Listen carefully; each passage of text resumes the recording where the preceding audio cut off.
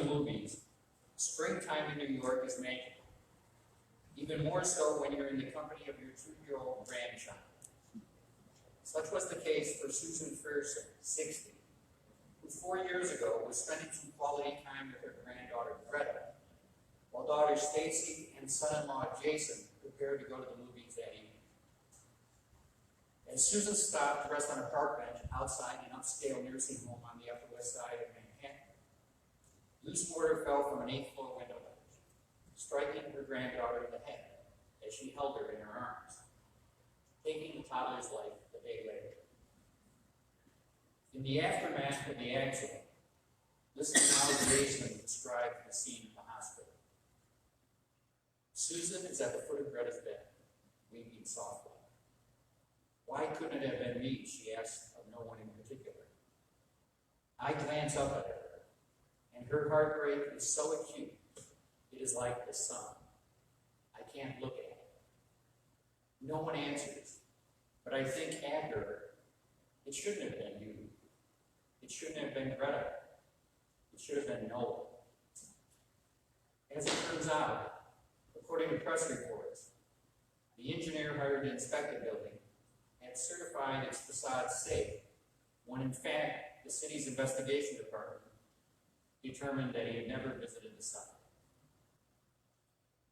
While it's impossible for most of us to fully comprehend the profound sense of loss experienced by Jason and Stacy Green and Susan Ferguson on that spring afternoon in May of 2015, if we live long enough, each of us has likely experienced the sudden loss of someone who has touched our life in a deeply profound way, whether it's a family member, a classmate, a work colleague, or a friend.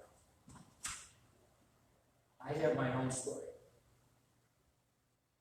I worked with Helen O'Halloran for more than a quarter of a century, observing at arm's length, as works colleagues do, each chapter of her life.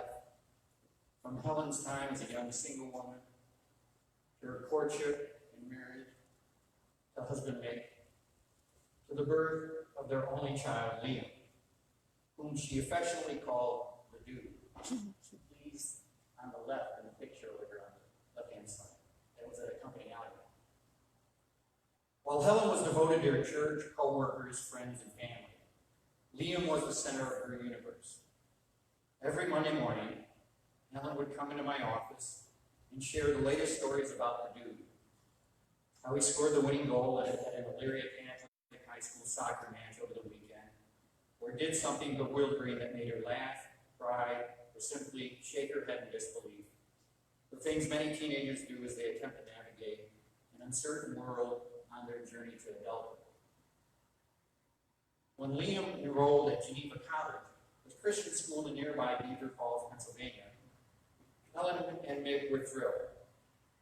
Cheering their son as he played a sport he loved was one of the great joys of the marriage. And now they would be able to travel back and forth from their home in North Ridgeville to see him play. It was returning home from one of those trips that an 85-year-old man with Alzheimer's entered the Pennsylvania Turnpike heading east in the westbound lane as Helen and Mick headed west near Cranberry, PA, prompting a frantic phone call from a truck driver to the highway patrol, saying, "You gotta hurry up, they're gonna kill somebody." But it was already too late. At 2 o'clock on a sunny afternoon in mid-November 2016, Helen was killed instantly, and Mick was seriously injured in an accident that should have never happened. She was 56 years old. Following her death, one of my work colleagues remembered our good friend this way. Helen was the most honest person I've ever known. Whether you like what she said or not, she was a straight shooter. On the surface, and to those who didn't know her, she was tough. She had an edge. She needed to, but she was production manager of our publication. And sometimes you have to be very aggressive when things are running late and you have to hit a deadline. She didn't take any crap. That's what Jody said right here. I worked with her as well. But underneath was a woman who quietly volunteered in her community, loved her family, and was spiritual, kind, and and as smart as they come. When it was announced to the company that Helen died suddenly over the weekend, our staff's collective sense of loss was palpable, and we continue to grieve to this day. Whether it's the loss of a child or the passing of a dear friend. During such times, we may question God's presence in our lives. After all, how could a just God allow such a thing to happen? When pondering such weighty questions, we're often naturally drawn to one of the unlikely heroes of the Bible, the theme of this month's sermon series. The story of Job, one of the great classics of world literature, a story of pain and suffering, but also a story of hope and courage during times of loss. The book of Job is one of 3 books of the Bible known as the wisdom literature: Proverbs, Ecclesiastes, and Job. According to the Bible Project, the first, Proverbs, shows us that God is wise and just. We learn that God has ordered the world so that it's fair. The righteous are rewarded, the wicked are punished. In other words, you get what you deserve. Then we meet Ecclesiastes, who observes people don't always get what they deserve. He said the world isn't always fair, that life is unpredictable and hard to comprehend, just like smoke. And this makes you wonder, is God wise and just? That's the question being addressed in the final book of the wisdom of Job, and it's what we'll explore a bit further today. Understanding that unlike Pastor Jason and Reverend Armstrong, my knowledge of the Bible has not been informed by years of study and intellectual discernment at a seminary, so I may overlook some of the subtle nuances of the story. But with your permission, I'll give it my best shot. So let's talk about Job. If you're anything like me, your exposure to Job likely takes the form of your mother saying something to the effect of, Aunt Helen must have had the patience of Job to put up with Uncle Jim for all those years. Or, Nora Lichini is amazing. She watches over 100 plus children at Discovery World, but she has the patience of Job with every single one of them. Perhaps. However, there's much more than Job than simply this well-worn phrase that is so ubiquitous in our culture. So I'm going to give you the Cliff Notes version of the story of Job, based on a modern interpretation of the saga from, now this is going to freak Reverend Armstrong out, from the website Shmoop,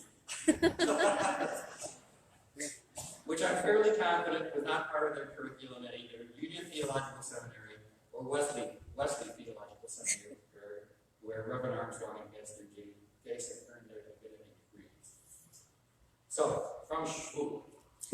At the beginning of our story, Job is the bee's knees. Really. He's blameless, upright, and he has kids, a wife, land, a bunch of sheep, and other domestic animals. It doesn't get much better than that. Up in the heavens, God brags to the divine assembly about Job. Lo and behold, Satan comes out and challenges God on Job's goodness. So this can't end well. Satan tells God that sure, Job loves God now, but take away his earthly possessions and his children, and he will dump God in a New York minute. God agrees to the challenge. And here's a spoiler alert, so pay attention. Satan unleashes a force that kills all of Job's family, except his wife. Kills his servants and reduces his home to dust. But guess what? Job remains loyal. He refuses to denounce God. God gets back to extolling the virtues of Job shortly thereafter, and Satan sets up another challenge. This time, God lets Satan give Job a nasty rash, boils, and blisters all over his body. Let me see if I can. There's blisters. Now Job becomes a much less happy camper. After all, he was loyal to God, and look what happened. He doesn't renounce God, but he does insist that he deserves some kind of explanation. Wouldn't you want one? His buddies, Eliphaz, Bildad, and Zophar, have an answer. It's his fault. Not surprisingly, Job isn't quite satisfied with that explanation. Just in the nick of time, Elihu, another friend, pops in to tell Job that he may not have sinned, but he still has no right to question his faith. After all, God's universe is still endowed with moral power. Bottom line, suck it up. After much fretting and many speeches, God shows up. Why? For a scolding. Where was Job on the day the universe was created? Where was Job when God was designing the architecture of the seas and the continents? Where was Job when God invented the laws of physics, which I still don't understand? Needless to say, Job feels a little humble at this point and acknowledges that, as a mere mortal, he can't possibly understand everything in an immortally ruled universe.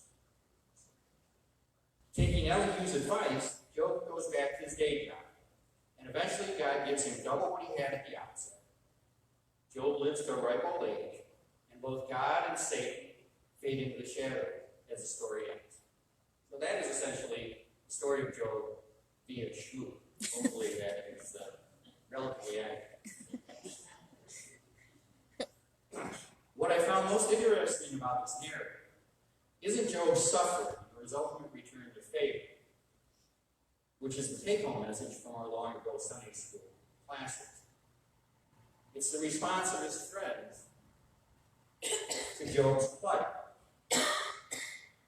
According to SparkNotes, Eliphaz, Bildad, Zophar, and Elihu come to visit him, sitting with Job in silence for 7 days out of respect for his mourning.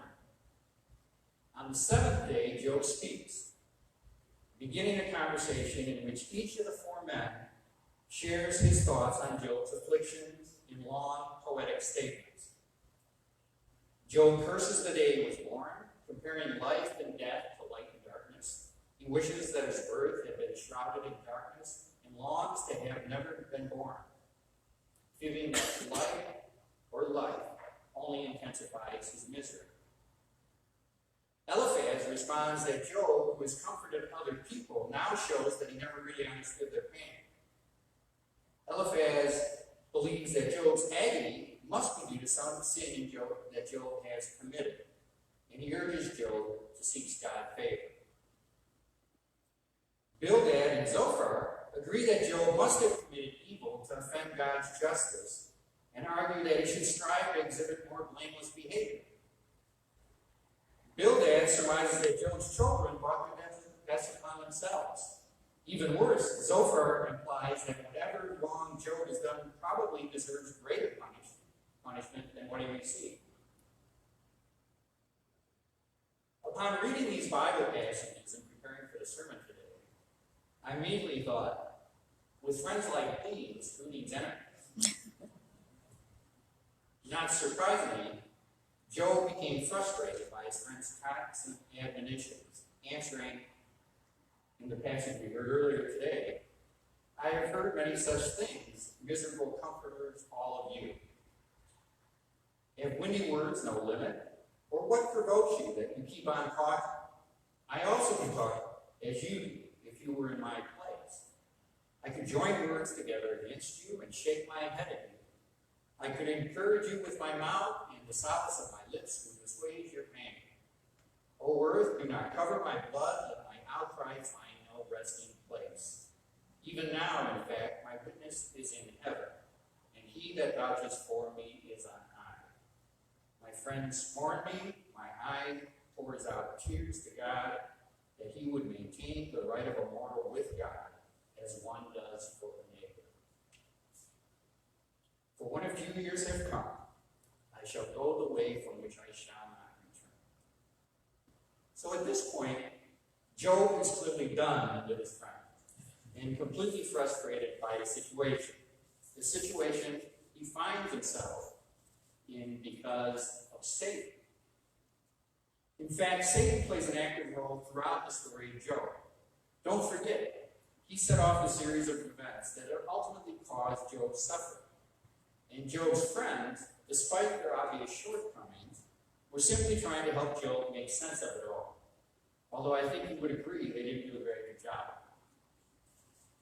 According to the Bible Club, this story shows us how vital good friendships are to our lives. And this is important for all of us in the sanctuary today. We need the suffering community. We need good friends to surround us during our suffering. Not like miserable comforters who came to Job. We need friends who will carry the load with us and walk with us through the storms we are weathering.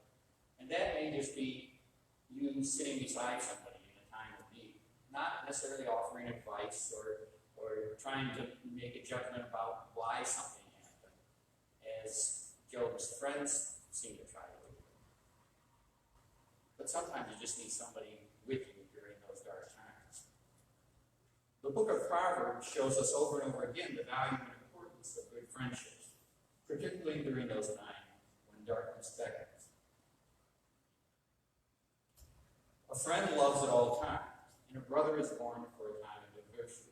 That's from Proverbs 17. One who has unreliable friends soon comes to ruin, but there is a friend who sticks closer than a brother. As iron sharpens iron, so one person sharpens another. But in order to have the kinds of friends described in Proverbs, the Bible Club says we must do two things. First, we must be the kind of friend who is a loving presence for our friends during life's darkest moments. That's why Job said he would do the opposite of his friends. He would actually try to help. What's the lesson to be learned?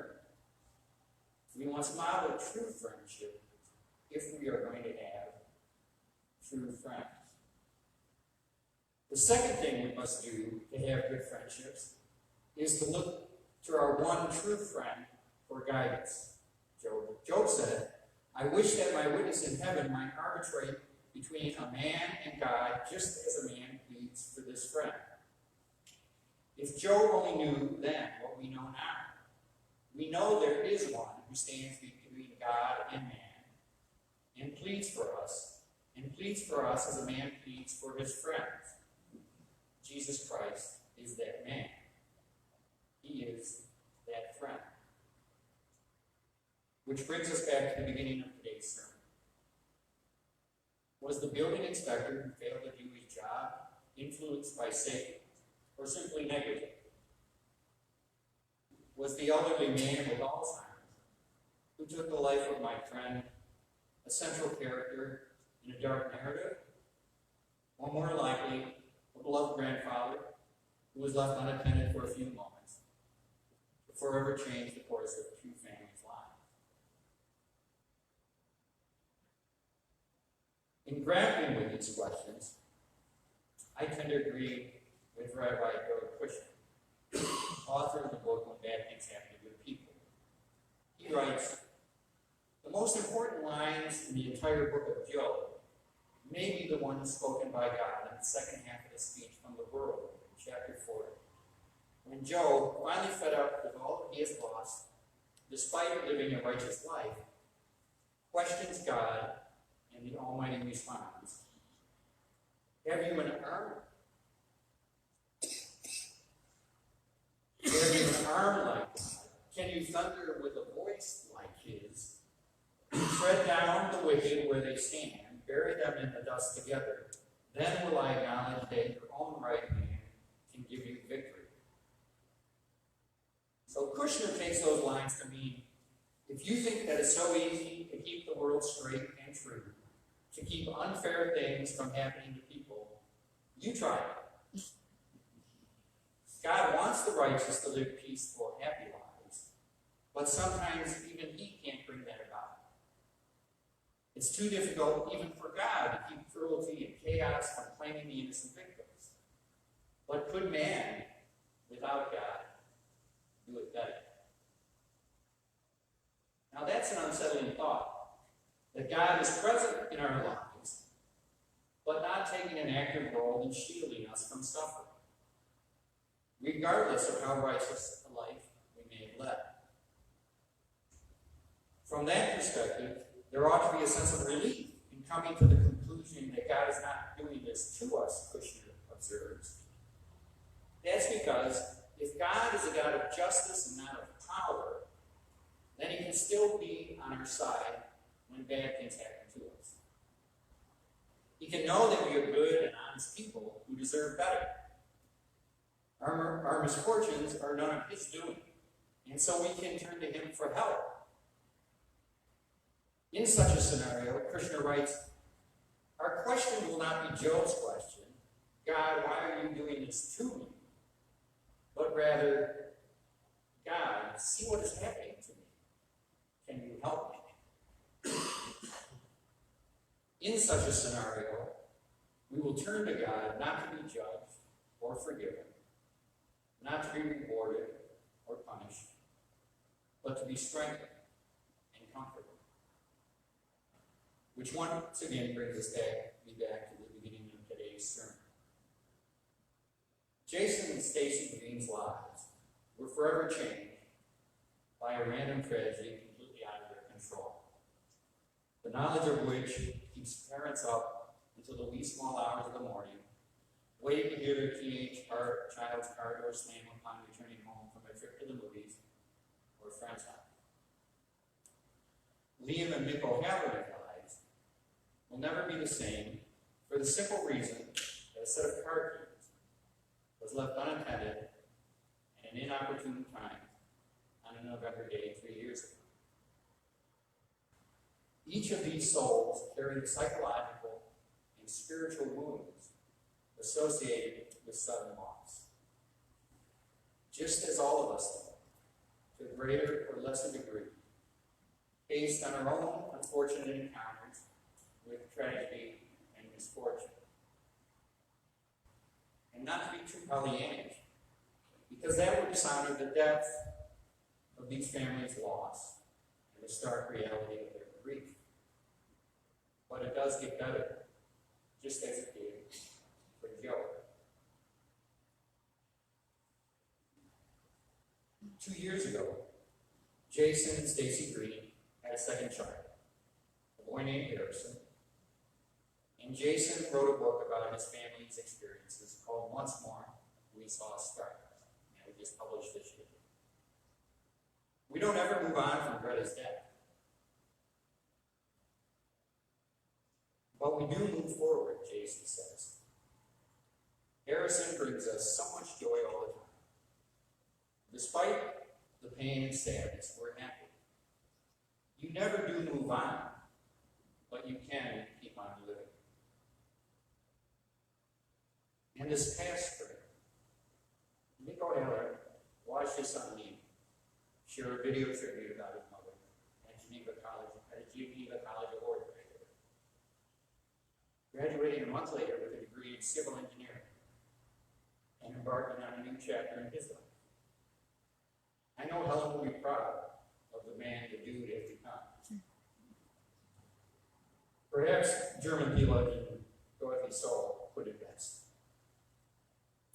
We could not keep them alive. Perhaps we could not even significantly lessen their pain.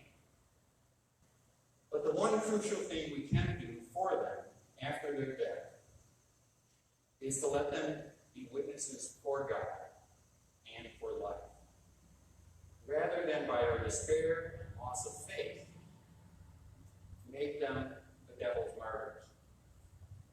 For the dead depend on us, for their redemption and immortality. So that's what I've chosen to do when it comes to remembering my friend Helen. I've chosen to embrace her immortality and celebrate all that is good and true and innately human about her. I think that's what God would want me to do. My wish for all of you this morning is that you're in the depths of grief. When, as one poet says, the silence of the absence seems overwhelming, you find comfort and strength and peace in the story of Job, one of the unsung heroes of the